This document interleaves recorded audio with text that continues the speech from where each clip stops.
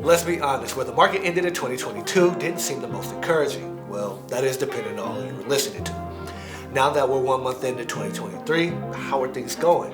Let's take a look at San Francisco real estate with this month's market update.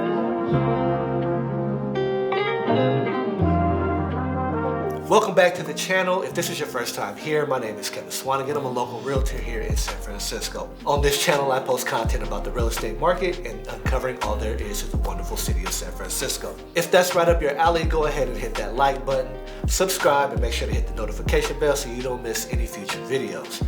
Now, let's get into this year's first market update. We started January off with our traditional increase in inventory. We had just over 500 new listings hit the market, which is a decent amount compared to December, where we only had 155 homes hit the market. Both of these numbers are very normal and reflective of the seasonal trends in the city. They are down and compared to the same time frame in the last 2 years, but are very close to the more normal markets 2 years prior to the pandemic. As of February 1st, we had 858 active listings and homes coming soon. These numbers are actually slightly higher than this same time last year. We tend to see a rapid increase in inventory as we head into the spring selling season. Now, I know some of the sentiment that I've been hearing from buyers lately is that there isn't a lot of inventory, but that is changing as we speak. On average, it is currently taking single-family homes 50 days to sell. That number is up 25% year over year and up 24% over the previous month of December. The condo market is currently taking around 86 days to sell. Those numbers are up 28% year over year and about 16% month over month. Historically, it has always taken homes longer to sell in the month of January, meaning this month normally holds the highest days on market, or should I say at least for the last 10 years. Then those numbers start to go down in February as we head into the spring.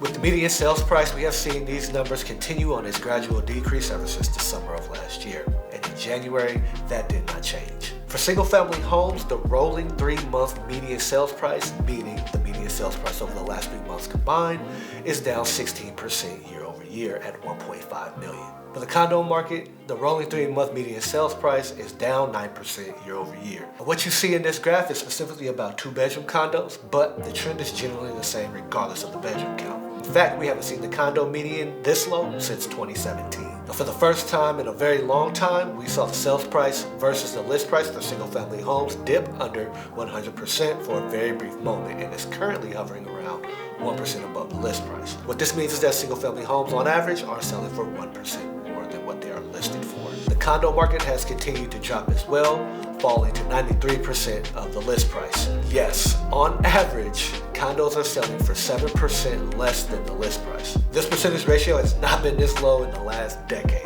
If you're looking to purchase a condo, quite frankly, there's a substantial amount of opportunity out there for you to get an amazing deal. If you're looking to sell your condo, you need to be very strategic about how you price it, and the marketing plan in place to expose it to buyers needs to be dialed in. If you're in the market to buy a home in San Francisco, are you looking for a condo or a single family home? If it's still wishful thinking to buy, which one would you be looking to buy if you could? Drop it in the comments below, let me know. Let's take a look at how demand has been in 2023 so far, starting with the single family home market. What this graph is showing us is the percentage of homes going under contract in a given month. It is also breaking this down by price point, showing us this stat for homes up to $2 million, then homes ranging from $2 million to $4 million, and then homes from $4 million or more.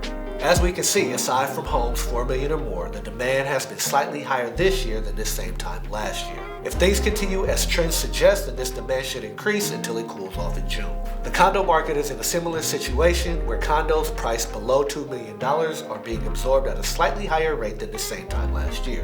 The higher end condos is where we see this year has fallen in comparison to the previous year. If you saw my 2022 year review video, then you heard me mention the fact that the higher end market took one of the biggest hits during this market adjustment. So seeing the higher condo market doing less than last year is not a surprise. If you haven't caught that video, I'll post the link below. Interest rates have been on a steady decline ever since November. As of February, we have been hovering around the low to mid 6%. Feds say they will be holding strong with rates until we get inflation turned around, which too has been on a steady decline since summer. The stock market has had a really good start to the year. Looking at the graph, you can see that there has been quite a bit of volatility over the last year. However, both the S&P and the NASDAQ have both been on upwards trend over the last month. The reason I mention stocks is because the San Francisco market, along with other markets in the Silicon Valley, have a pretty good correlation to the performance of the money markets. Currently, we are still seeing numbers fall slightly. Some of it is due to seasonal trends of our market, and some of it is lingering effects of the economy.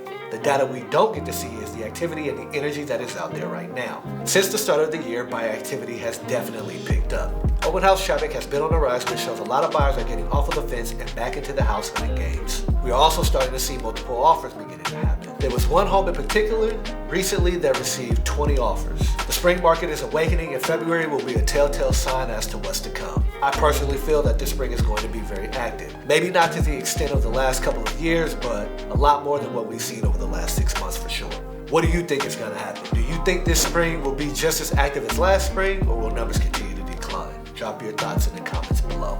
This wraps up our February market update. If you thought this info was helpful, give this video a thumbs up so that other people can come across the same information as well. Subscribe to stay up on the San Francisco real estate market, as well as what it's like to live, eat, sleep, work, and play in the city. Hit the notification bell so you don't miss any content. And remember, if you're thinking anything real estate in San Francisco, you should be thinking